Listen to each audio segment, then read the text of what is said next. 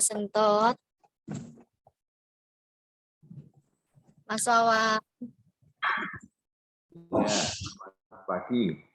Oh, nggih, alhamdulillah, Prof. Sentot. Iya. Sehat, Prof. Ya, pengestuninya. Ini Binyan Alhamdulillah. di mana nih? Ini masih di jalan mau nyampe, Prof. Oh, iya, nggak apa-apa. Saya sudah di kampus nih. Oh, nggih. Mas Wawan untuk pembimbing untuk penguji lain sampun dipun hubungi nggih? Sudah Bu, sudah siap insya Allah. Kecuali Pak Toto. Oh, beliau ini ada acara lain. Iya, terlambat sedikit Pak Toto, terlambat sedikit. Ya, Pak Lego tapi belum merespon tuh. Bentar, saya coba hubungi lagi. Iya. Yeah. Dibiar saja Mas Wawan. Jangan Iya, baik Pak. Iya, Oh iya, dicoba. ya, baik Pak. Terima kasih Pak. Iya.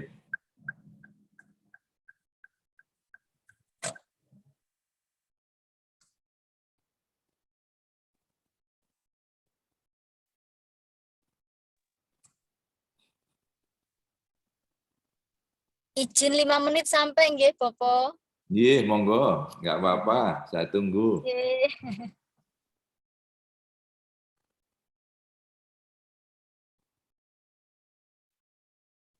PPT sudah dicek, Mbak. Sampun Pak, saya share screen je. Iya, coba dicoba.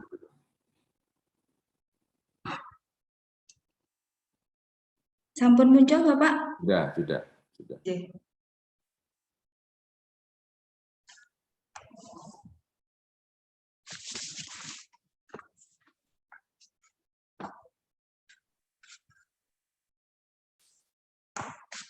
Ini teman-teman penggembiranya sudah datang banyak ya.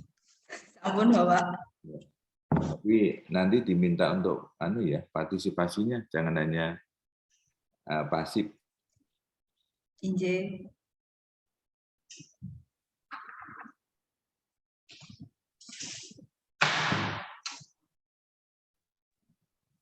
Mas Wawan, ketua penguji sinten nggih? Pak Lego. Oh, nggih, Prof. Pak Lego Bu, iya. Iya. Sekretarisnya siapa, Mas? Sekretarisnya Pak Toto, tapi Pak Toto izin terlambat. Yes. Terus Pak Lego belum jawab? Belum Pak, ini baru panggilan.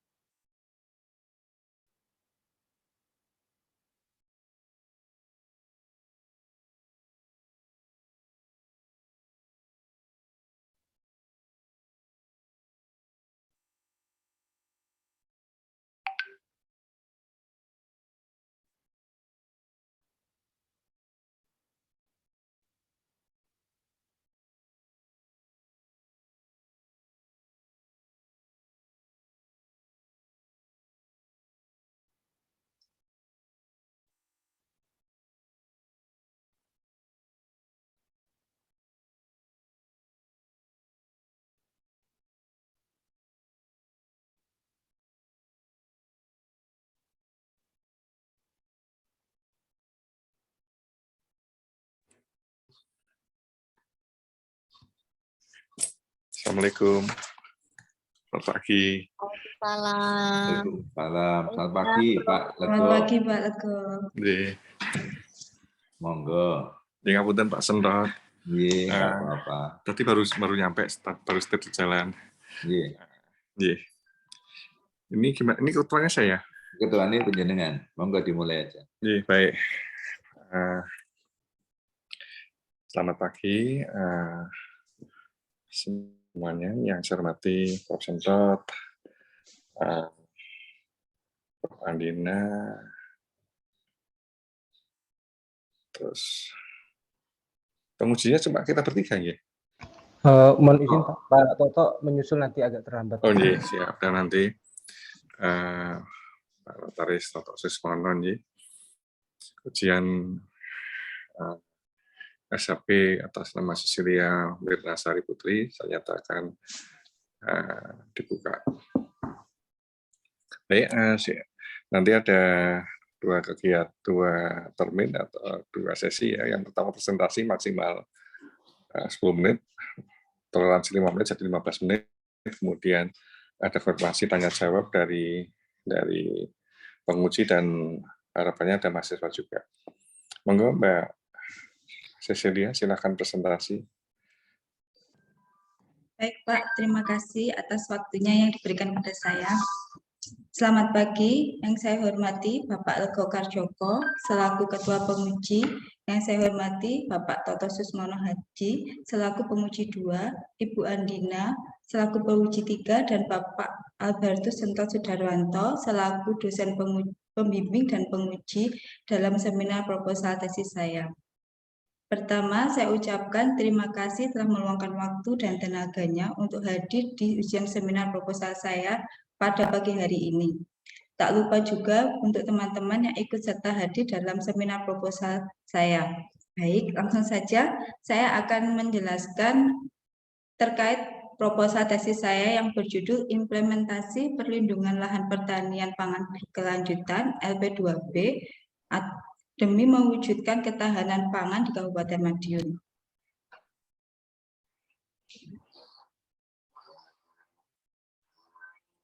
Dalam hal ini, saya penulis membagi menjadi 3 bagian, yaitu bagian pertama terdiri dari latar belakang, kemudian pembaruan penelitian, rumusan masalah, dan tujuan penelitian.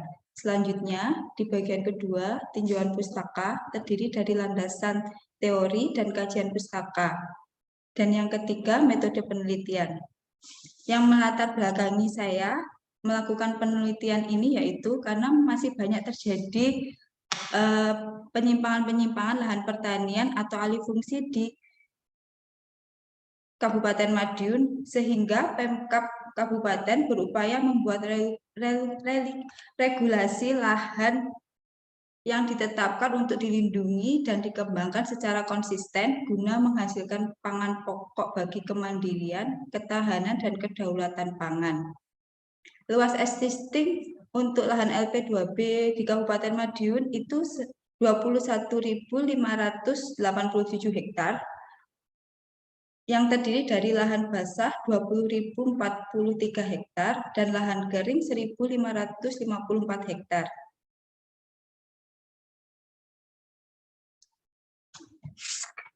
Selanjutnya, dalam latar belakang ini juga membahas politik hukum dan insentif dalam LP2B di Kabupaten Madiun, serta politik dan strategi penetapan LP2B di Kabupaten Madiun.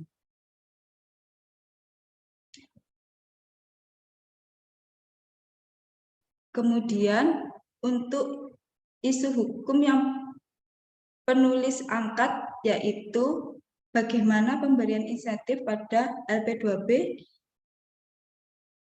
peraturan mana yang menjadi acuan LP2B berdasarkan Undang-Undang LP2B atau SLD berdasarkan Perpres nomor 59 tahun 2019. Yang ketiga, dengan adanya Undang-Undang Cipta Kerja, apakah lebih mudah dalam melaksanakan perlindungan LP2B? Sehingga penulis menyetuskan 2 rumusan masalah, antara lain yaitu 1. Bagaimana perlindungan LP2B dilaksanakan di Kabupaten Madiun dalam mewujudkan ketahanan pangan. Yang kedua, faktor-faktor yang menghambat pelaksanaan perlindungan LP2B dan solusi yang dilakukan dalam mewujudkan ketahanan pangan di Kabupaten Madiun. Untuk tujuan dari penulisan ini, penulis menyampaikan ketujuan untuk mengetahui peraturan dan perlindungan mengenai LP2B di Kabupaten Madiun, serta untuk mengkaji dan menganalisis faktor-faktor yang menghambat perlindungan LP2B di Kabupaten Madiun.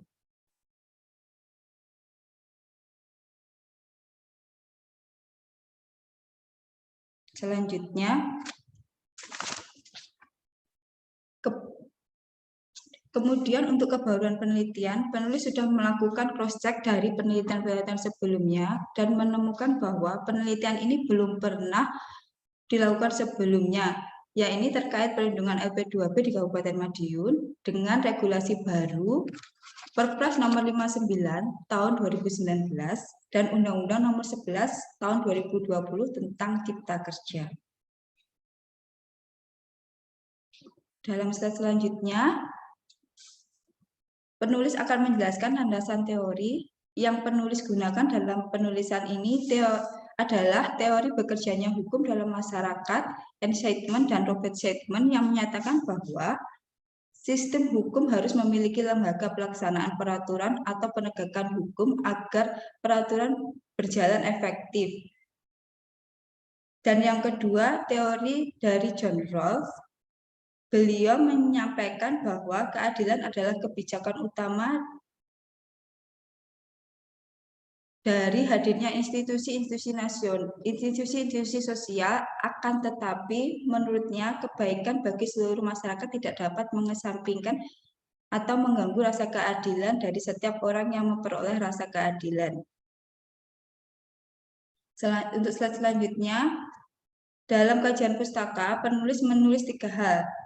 Mencantumkan 3 hal, yaitu 1. Penguasaan tanah oleh negara.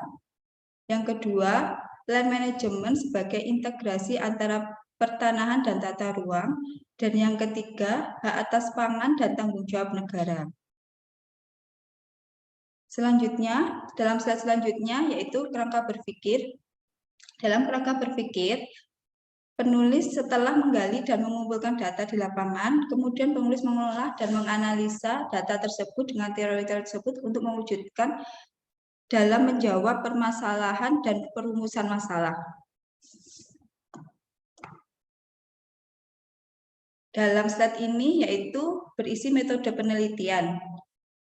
Metode penelitian ini termasuk penelitian sosiologis, sumber dari data primer dan data sekunder. Data primer diperoleh berdasarkan observasi atau dokumen dari lokasi existing LP2B di Kabupaten Madiun dengan wawancara atau menemui pihak langsung, dan untuk data sekunder yaitu peraturan perundang-undangan dan data-data lainnya. Untuk observasi, penulis melakukan di lokasi atau di Kecamatan Mejayan, Geger, Dolopo, Wungu, dan Jiwan, serta dinas-dinas terkait yaitu DPMPTSP Kabupaten Madiun, Dinas Pertanian di Kabupaten Madiun, Kantah Kabupaten Madiun, dan kantor notaris PPAT yang berhubungan di Kabupaten Madiun. Dalam slide selanjutnya, teknis analisis data yang penulis ambil, yaitu analisis data yang digunakan penulis dalam proses penulisan tesis ini adalah data secara kuantitatif yang bersifat induktif, di mana analisis induktif sangat menekankan pentingnya apa yang sebenarnya terjadi pada lapangan dan existing pada kenyataannya. Demikian yang dapat saya sampaikan terkait proposal tesis saya. Mohon untuk kritik dan sarannya. Terima kasih. Selamat pagi. Matur suwun. Yes. Terima kasih Mbak Cecilia. Tolong slide-nya diturunkan, Mbak. Iya, Pak. Monggo dari mahasiswa dulu ada masukan. Ini ternyata proposal nih, belum bisa. Dari mahasiswa ada masukan? Oh, Poppy? Halo Poppy. Itu di belakangnya banyak buku, mudah-mudahan ada masukan dari buku-buku di belakang.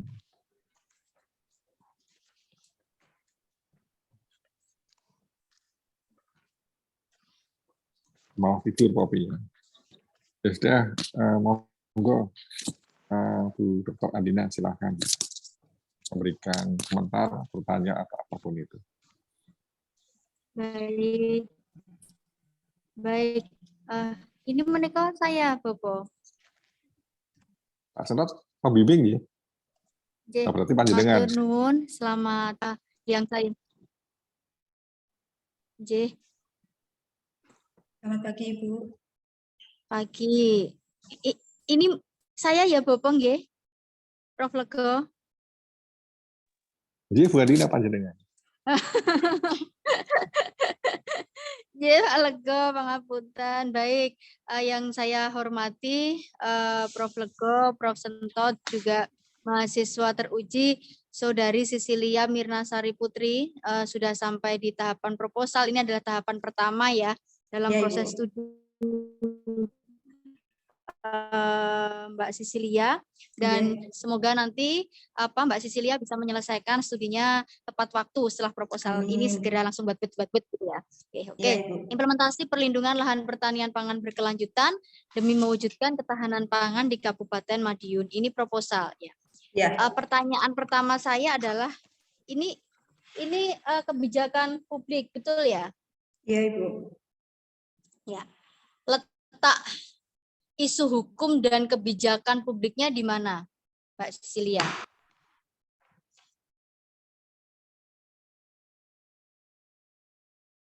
Langsung saya jawab Kan atau hukum dan kebijakan publik ya konsentrasinya, Ya. maka harus ada isu hukumnya dulu. Isu hukumnya di mana? hukumnya? Ini MKN Bu Andina. Ini MKN. Oh, maaf. Oke, sorry, ini MKN ya. Ya. Implementasi perlindungan lahan pertanian ini metodenya penelitiannya normatif apa empiris? Empiris, Mbak Sisilia. Ibu. Empiris. Oke. Yang empiris, sekalipun empiris kan ada peraturan perundang-undangan yang juga menjadi dasar untuk analisis ya. Peraturan perundang-undangannya apa? Undang-Undang Nomor 41 Tahun 2009 tentang Perlindungan LP2B beserta peraturan pelaksanaannya, Perda RT RW. Peraturan Kabupaten... pelaksanaannya apa? Ada PP-nya, ada Perpresnya? Ada, Ibu. Apa? PP apa? Ada PP Nomor 12 Tahun 2012 tentang LP2B. Ada Keputusan Menteri Nomor 1589 yang terbaru tentang SLD, dan ada Perda LP2B Nomor 3 Tahun 2020 Kabupaten Madiun. Oke, pertama itu. Jadi saya ingin mengetahui dulu soal konsep-konsep dasar pengetahuan Anda soal peraturan. Kemudian yang kedua adalah konsep pertanian pangan berkelanjutan. Apa yang ada dalam bayangan Anda? Urgensi dari lahan pertanian pangan berkelanjutan ini? Kalau pendapat saya, Bu, urgensinya itu sangat penting ya, Bu. Karena di Kabupaten Madiun itu banyak lahan pertanian sudah beralih fungsi. Dari perumahan, pabrik, kandang, gudang. Jadi yang disampaikan di aturan di lahan existing 20.000 itu 21.587 itu pada kenyataan tidak sampai sebesar itu. Karena banyak lahan pertanian di Kabupaten Madiun itu yang sudah dikeringkan, atau ada banyak lahan pertanian di Kabupaten Madiun yang ternyata tuh kering tapi dicaplok untuk LP2B. Anda mengatakan banyak, artinya kan Anda bicara dengan data. Dari lahan pertanian yang ada sejumlah berapa, kemudian yang alih fungsi sejumlah berapa? Kalau yang saya ambil dari 4 kecamatan itu ya. ada masing-masing ada 3 sampai 4 lahan pertanian yang sudah alih fungsi, Bu, jadi perumahan. Ya, 3 atau 4 apa? Hektar atau apa itu? Macam-macam, Bu. Ada yang 1 hektar, ada yang 4 hektar. Oke. Data itu Anda tunjukkan tidak di tulisan ini? Belum, Ibu. Nah, data itu perlu ya ditunjukkan Iya, di tulisan siap. ini, Nggih. terutama di latar belakang sehingga terlihat urgensi dari tulisan ini, begitu. Nggih.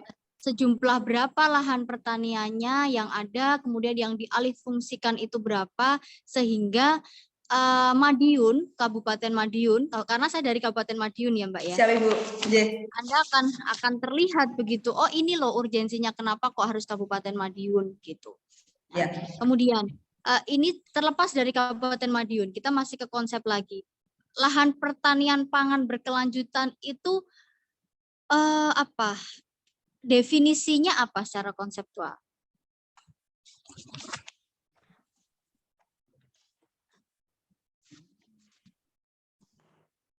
Lahan pertanian berkelanjutan itu secara konsekuen guna menghasilkan pangan pokok bagi kemandirian, ketahanan, dan kedaulatan pangan nasional. Apa fungsinya ketahanan pangan nasional? Menjaga roda perekonomian di Kabupaten Madiun sih sebenarnya, Bu.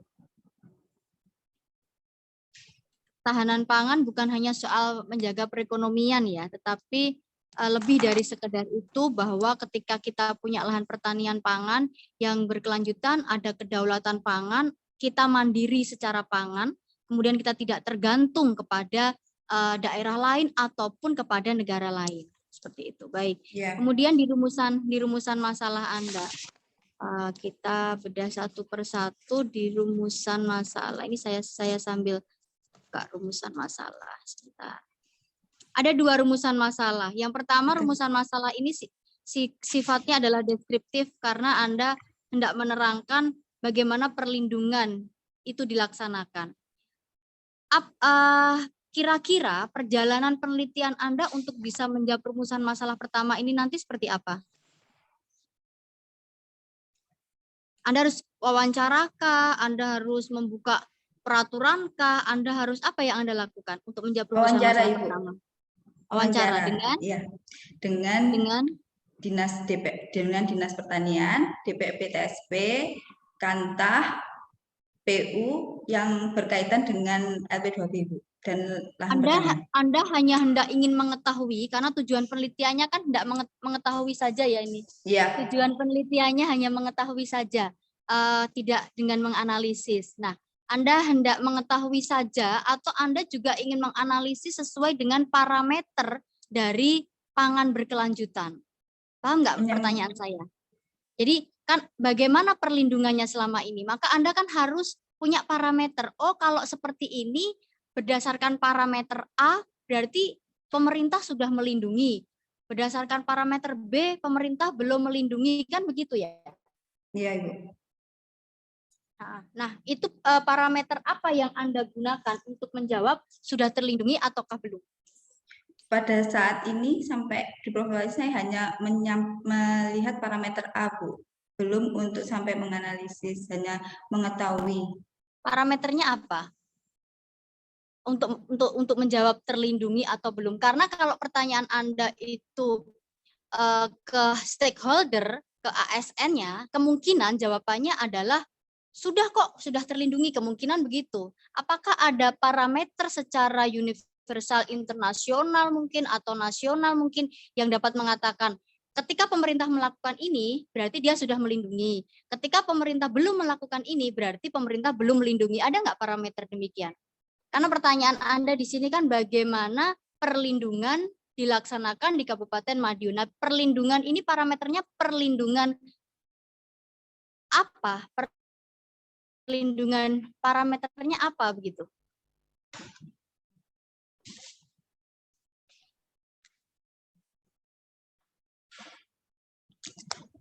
Mungkin nanti saya akan wawancara juga dengan paguyuban petani yang lahannya kena LP2B juga, Ibu. Jadi untuk mengkombens dari pemerintahan dan pertanian. Oke, tapi Anda pertanyaan saya belum terjawab. Nanti tolong untuk dibaca betul-betul parameter perlindungan hukumnya itu seperti apa. Yeah. Oke, kemudian yang berikutnya, apa faktor-faktor yang menghambat pelaksanaan perlindungan LP2B dan juga solusinya.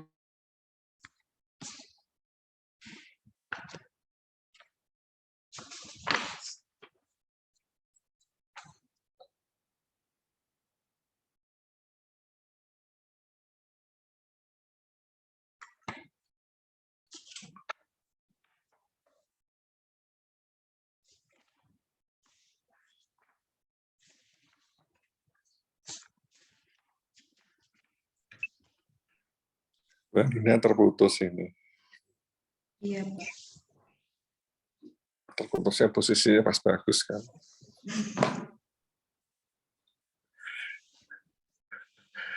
Istilah Mas di lagi Bu Andina put. Nah, nggak enak. Baik, sambil menunggu Bu Andina, monggo yang masih memberi masukan. Wah, siapa ini? Makfirah memberi masukan.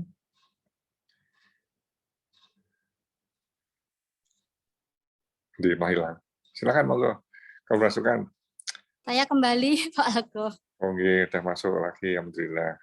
Monggo, Bu Andina. Ya.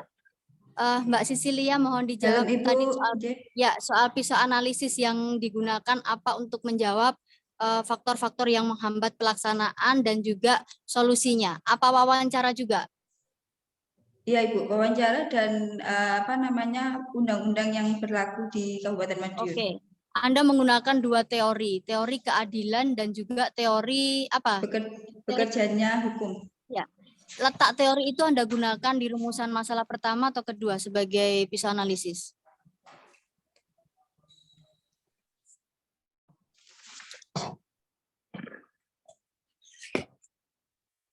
Untuk yang teori pertama, saya gunakan di rumusan masalah pertama, Bu. Untuk yang kedua, saya pakai di teori John Rawls untuk faktor-faktor penghambat dan solusinya.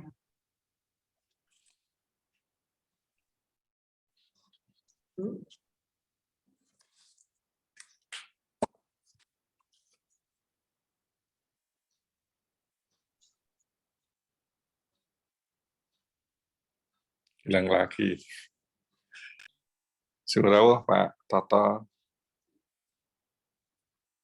Yes, siang Pak. Kang Enjang, mensewu telat ini ada barengan acara. Oh ini, mau dinikmati mawon kopi-kopinya. Tanda tanganan akta nanti. Bukan Pak, ini ada apa ulang tahun UPA di BPN itu Pak. Saya mimpin rombongan upacara IPAT Solo. Pak Sentot, ini kita sebagai developer nggak diundang Pak Sentot. Nanti kalau sudah penerimaan sertifikat tadi ada penerimaan sertifikat, mungkin nanti jadwalnya Pak Sentot. Oh, gitu. Bagi sertifikat tadi. Pak, kalau boleh saya mau masukan mungkin sedikit, nggak banyak. Saya terima kasih waktunya dan kesempatan untuk saya dibarengkan para dokter yang mulia ini. Saya selalu minder. Saya nggak bisa, saya memposisikan ya sebagai praktisi IPAT gitu ya, PPAT begitu ya. Mungkin yang pertama saya komentari judul sih, saya lihat ini implementasi perlindungan. Bayangan saya kalau penelitian hukum kan implementasi apa gitu, misalnya implementasi peraturannya. Kalau ini kan seperti implementasi kebijakannya, kemudian diwujudkan dalam bentuk apa gitu ya. Kalau seperti masukan. Kalau implementasi dari kebijakan kan berarti kan sudah selesai, karena di sana pasti sudah ada undang-undang yang diberlakukan, kemudian ada perda. Nah mungkin bayangan saya yang dimaksud itu implementasi dari peraturan yang sudah dibuat, maaf kalau salah, kemudian pelaksanaannya seperti apa. Kemudian yang mengenai ya sama seperti mungkin permasalahan mungkin yang ditujukan berarti apakah peraturan atau itu yang sudah dibuat itu cukup efektif, mungkin maksudnya seperti itu ya sebenarnya ya, implementasi pelaksanaan gitu, apakah pelaksanaannya efektif atau tidak gitu, apa yang dimaksud seperti itu. mohon dijelaskan karena saya tadi telat nggak ikut presentasi dari awal. Kemudian langsung to the point karena itu salah satu respondennya nanti akan notaris PPAT gitu. Saya ingin bertanya mengenai hal ini, urgensinya apa menanyakan ke notaris PPAT, karena kalau PPAT itu secara jabatan tidak berkaitan langsung dengan proses pengalihan lahan ya. Jadi pengalihan hak atas tanah ya, tapi kan tidak merubah misalnya dari tanah pertanian dirubah menjadi tanah perumahan misalnya, itu bukan oleh PPAT. PPAT kalau ngubahnya dari pertanian hasilnya tetap masih pertanian. Kalau tanah sudah kering ya menjadi tanah kering gitu. Jadi mungkin kalau kaitannya dengan penelitian ini apa yang mau digali dari PPAT, ataukah hanya gambaran-gambaran saja bagaimana proses pengalihan fungsi lahan atau seperti apa? Karena secara jabatan tidak melakukan itu gitu. Ya Pak. Mungkin ya. Beberapa itu dulu Pak, saya sampaikan Pak. Pak Toto, Pak. Mungkin saya ini yang di kepala saya juga seperti yang disampaikan Pak Notaris ini. Pak Toto, ini saya bantu mahasiswa nih. Apakah dalam jual pembuatan AJB, notaris ngecek tata ruang enggak? Notaris? Ngecek tata ruang enggak? Ngecek dalam status itu ya, status tanahnya, apakah ini status tanah kering misalnya perumahan atau ini status tanah persawahan ya, pertanian, karena beda syaratnya. Misalnya kalau sawah itu yang membeli juga harus KTP setempat, kemudian ada batas-batas yang nggak boleh dijual. Misalnya ada seseorang memiliki 3 bidang tanah itu tidak boleh dijual hanya salah satu gitu kan, karena nanti mungkin konsepnya supaya sawah itu tidak dikuasai. Terfragmentasi gitu ya? Ya. Terfragmentasi, tidak terkonsentrasi. Satu keluarga tinggal memiliki 1000 meter itu kan sudah nggak efisien untuk dikelola sebagai tanah pertanian. Berarti PPAT bisa menolak itu nih, fragmentasi tanah. Iya, karena harus izin, nggak bisa Pak. Jadi misalnya saya pembelinya ini KTP-nya luar kota, itu tanah pertanian jelas nggak bisa kami proses. Ya, misalnya kalau warisan bisa nggak Pak Toto? Pewarisan bisa nggak? Dasarnya kalau khusus warisan bisa, jadi nanti APHB masih bisa, warisan itu pengecualian. Tapi kalau jual beli misalnya ada punya 3 lahan gitu, 3 bidang tanah, terus dibeli salah satu, begitu kan nggak boleh. Konsepnya nggak boleh. Oh itu ya, berarti Pak Sentot nggak boleh yang satu-satu harus 3-3-nya kalau beli gitu. Ya, kalau 3-3 itu maksudnya untuk efisiensi. Ya, itu biasanya digoda-goda sama developer itu. Iya betul, itu berbahaya. Kalau 3 petak ya silahkan BD2 karena uangnya yang banyak. Jadi monggo Mbak Sisilia, saya membantu Mbak Sisilia untuk mempertajam ke ini pertanyaan Pak Toto, Pak Susmono sama dengan saya. Monggo silakan. Jadi komentari. Kalau apa ya Pak? Kalau memang yang setiap hari saya jalan itu PPAT hanya menjalankan peralihan hak jual beli atau pelepasan haknya aja. Tapi dalam segi di lapangan itu PPAT itu tidak pernah menyampaikan kepada pembeli atau mencari informasi ke tata ruang, ini loh boleh dibeli, ini loh tanahnya kering, ini lahan hijau, lahan kuning yang bisa digunakan untuk untuk alih fungsi. Nah, kebanyakan investor di Kabupaten Madiun itu larinya ke PPAT dan notaris Pak untuk menanyakan hal-hal tersebut. Tapi sampai saat ini di Kabupaten Madiun itu banyak notaris atau PPAT yang tidak komunikasi dengan pihak-pihak tata ruang, PU ataupun Kantah untuk menanyakan ini bisa dipakai enggak, ini bisa digunakan tidak sebagai lahan di peralihan haknya, di peralihan lahannya. Banyak terjadi kalau sudah jual beli ternyata baru ditanyakan ini bisa dipakai enggak, bisa, kan merugikan juga Pak. Itu loh Pak maksud saya. Monggo Pak Toto dibantu nih mempertajam Mbak Sisilia. Kalau pertanyaan itu untuk menjawab yang permasalahan yang di mana Anda menanyakan ke PPAT tidak mempunyai info mengenai tata ruang. Ya. Itu kaitannya dengan permasalahan yang Mbak Cecilia angkat. Ya, untuk menjawab yang permasalahan yang mana itu? Apa itu jadi menghambat proses perlindungan? Menurut saya kan malah tidak ya, malah. Iya, tidak. Ya, maksudnya pertanyaan itu ke PPAT, maksudnya ya tadi awal saya tanya ke PPAT itu yang ingin ditanyakan apa nih kan gitu untuk menjawab permasalahan yang peneliti angkat gitu. Ya, ada lagi Pak Toto masukannya? Kalian sudah. Iya, sudah. Monggo. Ya, Kalau praktik yang kalau saya diwawancara ya memang kalau sawah ya kita proses sawah dengan syarat-syarat tertentu, kalau kering ya kering. Kecuali memang ada pertanyaan kan, memang PPAT mungkin juga ada pasal yang mengatakan PPAT itu sebagai penasihat hukum, ada satu pasal gitu di peraturan. Jadi kalau memang ada yang bertanya ya pasti akan kita carikan jawabannya, apakah ini boleh dikeringkan nantinya atau tidak. Tapi karena memang data itu adanya di BPN dan masyarakat juga boleh tanya langsung ke BPN, tidak harus ke PPAT.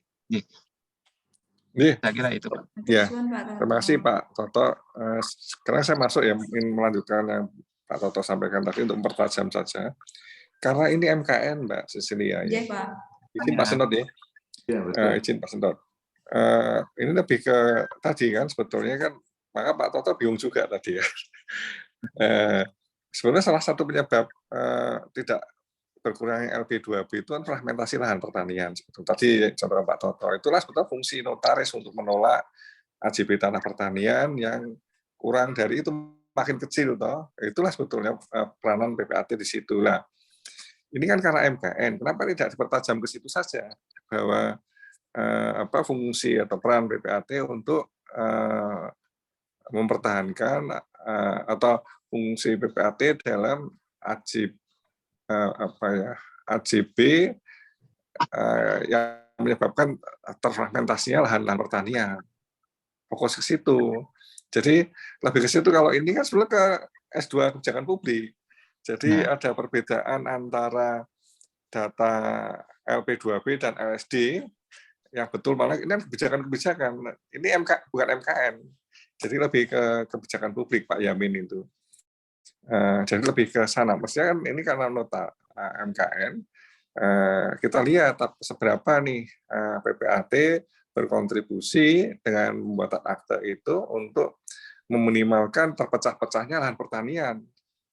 Kan itu bisa masuk nih Pak Toto. Iya, bisa. Ya, jadi justru itu kan.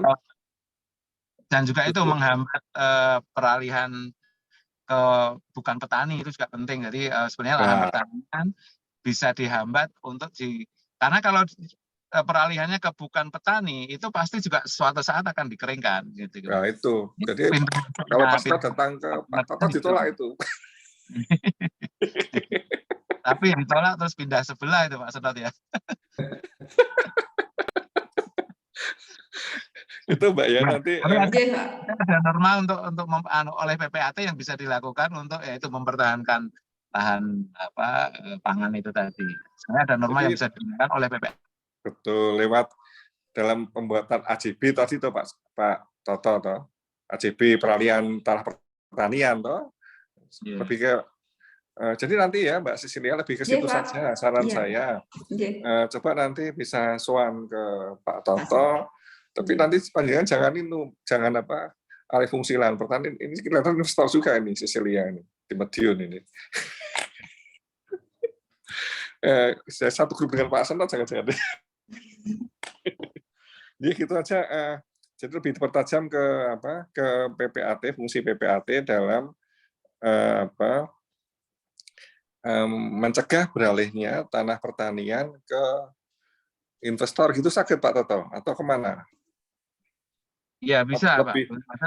Lebih ke yang bukan petani, gitu, Pak. Katakanlah kalau itu tetap masih lahan sebenarnya lebih penting, masih lahan pertanian. Tapi kalau dipegang oleh yang bukan petani ya itu akan jadi tanah istilahnya terlantar kan. Artinya tidak mendukung mempertahankan yang produksi pangan itu tadi. Pak Toto ada dasar hukumnya panjenengan bisa menolak yang bukan petani? Bisa. Ada kan ada Pak. Kalau itu aja, Mbak. Ada pernyataan keren jadi, tuh. ya harus KTP setempat dan harus profesinya sebagai petani. Oh iya kecuali ya. Kecuali ada yang PNS itu pensiunan ASN itu boleh. Nah, itu. Ini ASN deh. Ya itu keren. Iya. Ini ASN. Itu ada peraturannya. Jadi kalau dulu masih muda non sewu membuat KTP pura-pura masih ikut ke Pak Bayan gitu. Dulu masih bisa, tapi sekarang kan nggak bisa setelah single identity ini kan relatif susah. Itu salah satu instrumen untuk menahan peralihan. Betul. Jadi itu Mbak Sisil memang penyebab utamanya tadi kan terpecahnya tanah pertanian, dan kemudian yang kedua itu orang luar di kecamatan ya, batasnya kecamatan itu membeli tanah situ. Jadi lebih ke mungkin gini Mbak Sisi. Ada nggak di Madiun ya? Saya nggak tahu persis. Banyak Pak. Banyak. Pak Sentot ada nggak di situ? Hampir developer ataupun gudang di Kabupaten Madiun itu pemiliknya adalah orang di luar Kabupaten Madiun dan orang di luar. Berarti gitu aja. Sudah itu aja berarti. Jadi pertajam ke situ ya mungkin dirubah judulnya, mungkin lebih ke apa Pak Toto ya, fungsi PPAT atau apa ya untuk mencegah peran PPAT untuk mencegah beralihnya tanah pertanian ke orang di luar kecamatan, itu aja. Normalnya kan gitu, lebih ke judulnya soal Undang-Undang 56 RP 60. Coba lihat Undang-Undang 56 RP 60, dipertajam ke situ aja. Jadi itu Undang-Undang 56 apa Pak? Maaf. Undang-Undang 56 PRP tahun 60. Coba di situ ada larangan fragmentasi kurang dari hektar, larangan pemilikan tanah absenti namanya itu ya. Jadi itu aja lebih ke situ PPAT untuk sebagai ujung tombak untuk mencegah pemilikan tanah absenti. Atau gini aja, secara normal aja ya. Peran PPAT untuk mencegah terjadinya pemilikan tanah secara absenti di Kota Madiun, itu aja, Kabupaten Madiun. Cocok Pak Toto? Atau ditambah apa yang kira-kira? Kan absenti itu. Ya, lahan pertanian absenti gitu Pak. Jadi mungkin masih ada kaitan dengan yang tadi dijudulkan, tapi fokusnya ke yang absenti. Tapi khusus lahan pertanian ya. Lahan pertanian absenti itu ya. Nah, itu tanah absenti itu pertanian ya. Ya itu aja lebih. MK-nya kelihatan dulu. Ini kan yang saya baca ini kan kebijakan publik. Saya pikir Pak Yamin, ternyata Pak Hari yang punya Pak MKN ya. Pertajam gitu ya, tentu sesuai semua latar belakangnya juga. Kemudian tinjauan pustakanya, tentu kita bicara itu nanti baca ya. Terkait dengan larangan pemilikan tanah absenti itu banyak ini. Latifundia pemilikan tanah maksimum yang melampaui batas itu masuknya dari situ sebetulnya. Masuknya dari situ dia beli di mana-mana jadi penguasa, konsentrasi penguasaan tanah. Sementara sisi lain orang desa, orang kecamatan justru nggak punya tanah. Isunya di situ. Nah inilah ujung tombaknya ternyata PPAT. PPAT sebagai pejabat umum kan bagian dari pemerintah. Ujung tombaknya di sini sebetulnya. Nah, nanti bisa berkembang apakah ada kode etik nih di PPAT biar tidak pindah ke tetangganya Pak Toto itu. Ini sama di penelitian saya di sewa tanah yang di Bali HGB di atas hak milik Pak Toto itu kan tidak menjelaskan itu. Harusnya dijelaskan kelihatannya 2 miliar, 10 miliar besar bagi orang Bali, tapi setelah jadi hotel bintang 5 yang mahal itu kan di tahun 9 BEP sementara jangka waktu sewanya 50 tahun. Ya saya tanya, kenapa notaris nggak menjelaskan? Kalau saya jelaskan nanti pindah ke tetangga saya. Nanti dengan Pak Toto ada nggak kode etik seperti itu nanti masuk sampai ke kode etik PPAT ini. Ini MKN banget kalau ini. Jadi gitu. Itu mungkin ya berikutnya monggo Pak Prof. Sentot nih, monggo. Pak Ketua, saya boleh izin dulu Pak Ketua. Oh iya, monggo matur saya. Terima kasih Pak Toto. Luar biasa, konstruktif panjenengan. Terima kasih Pak Toto. Terima kasih Pak. Monggo Pak Sentot. Nilainya Pak Toto nggih, nilai kemaslahan. Nilai kemaslahan. Siap. Iya, matur nuwun. Baik, terima Monggo, kasih. Pak Sendal. Iya, Pak Dr. Lego Karjoko yang telah memimpin seminar pada pagi hari ini. Dan terima kasih kepada yang pertama Bu Dr. Andina Elok, Bapak Toto Susmono Hadi, dan Pak Dr. Lego Karjoko, di mana yang tadi mengingatkan kita semua bahwa Mbak Susiliani dikembalikan kepada arealnya. Arealnya kan MKN. Ya, Jadi, betul Pak. saya kira masukan dari Pak Dr. Lego Karjoko tadi masuk akal, logis, karena Pak Dr. Lego Karjoko itu ya memang hobinya sama, jadi merambah sawah-sawah itu, tanah sawah. Sehingga tadi masukannya sangat masuk di hati gitu. Intinya Pak Sendal sangat setuju dikembalikan kepada program studinya MKN supaya logis Mbak Cecilia masuk di situ. Kemudian terkait dengan absente tadi betul, meskipun salah satu terobosannya tadi Pak Lego sudah sebutkan itu, kalau ASN, apalagi kalau WD2 gitu tetap bisa membeli sawah itu dengan bayar 2 juta itu. Kalau di wilayahnya Pak Lego itu masih wilayah Karanganyar atau Sukoharjo ya Pak? Oh, saya Sukoharjo, Pak Sendal. Kalau jadi di Karanganyar itu masih bayar 2 juta itu. Enggak, bisa. itu tanah kering Pak Sendal, bukan tanah pertanian. Oh iya. Enggak, itu tanah pertanian, Pak. Bukan, tanah kering, Pak Sendal. Tanah kering, Pak Sendal. Yang di Pundut.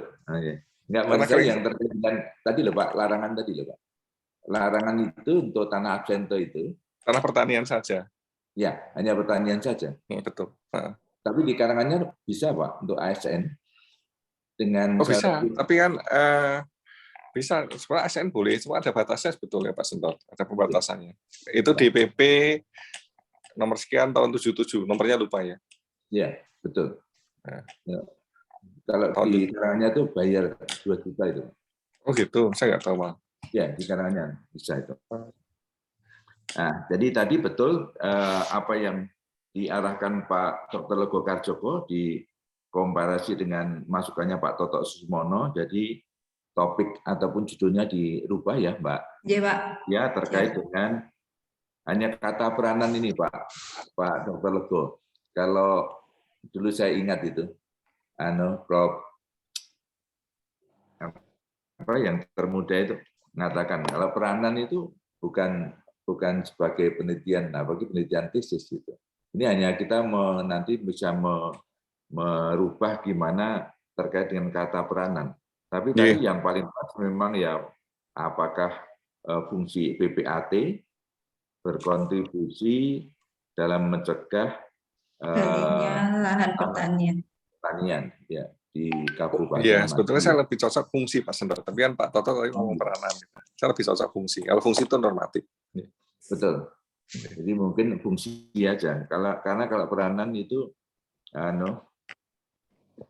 dulu yang pernah itu Pak, Prof. Sopa yang termuda dulu, yang pernah sering maringi sini, Suryono Sukanto. Prof. Suryono Sukanto itu kan berikan kalau peranan itu pemegang peran itu penelitian. Ya, jadi karena sudah ada tugas pokok fungsinya juga dilaksanakan. Tapi kalau mungkin fungsi PPAT ya normatif itu jelas. Itu kan ini bagian dari hukum administrasi sebetulnya, pekerjaan PPAT itu kan. Ya. Jadi istilahnya fungsi sebetulnya. Apa dia bisa berfungsi atau tidak? Ya. Saya kira fungsi aja gitu.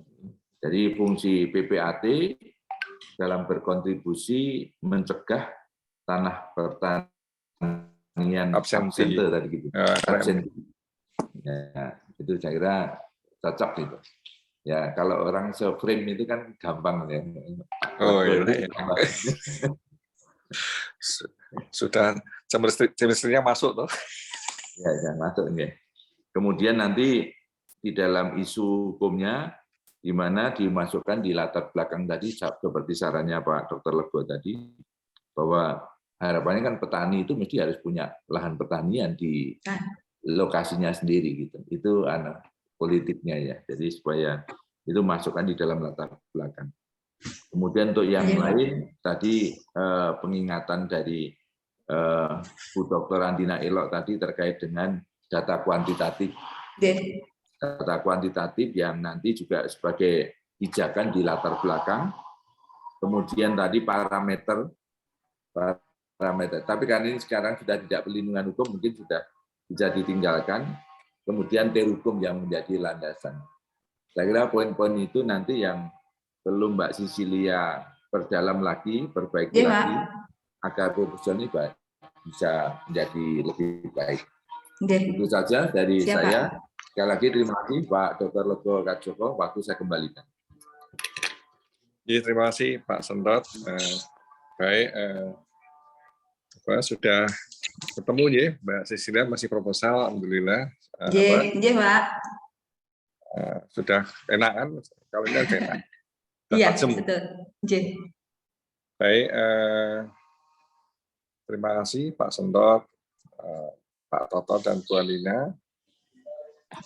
Saya mohon maaf kalau ada salah kata dalam memimpin ujian semprot ini, dengan mengucapkan alhamdulillahirabbil alamin. Ujian semprot Mbak Sisilia saya nyatakan ditutup.